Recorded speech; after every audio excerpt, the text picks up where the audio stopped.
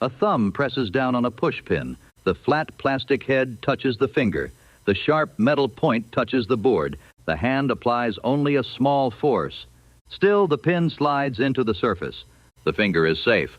The board is pierced. The same force has produced two very different effects. The reason is pressure. Pressure is force divided by area. When your thumb presses on the broad head of the pushpin, the force is spread over a relatively large area.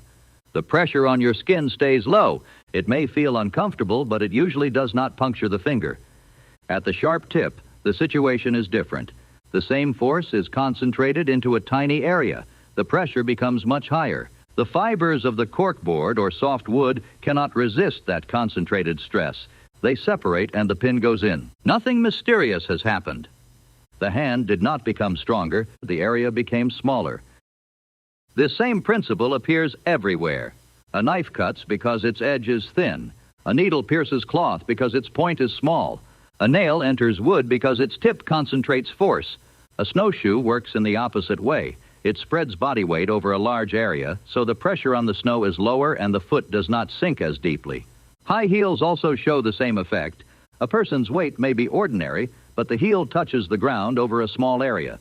The pressure can be high enough to damage soft flooring. So pressure is not only about how hard you push, it is about how that push is distributed. This is why engineers think carefully about contact area. When a tool is meant to pierce, cut, or carve, it concentrates force. It uses a small area to create high pressure. When an object is meant to protect, support, or cushion, it spreads force. It uses a large area to lower pressure. A bed of nails is a classic demonstration. One nail can pierce skin because the force is concentrated at one point, but many nails together share the load. The pressure at each point is much lower. The effect is still dangerous if done carelessly, but the physics is real. More contact points mean less force per point. There is a common misconception that sharp objects pierce because they are simply stronger than blunt objects. That is not the key. A sharp object may be made of the same material as a dull one. The difference is geometry. A sharp point or thin edge concentrates stress into a small region.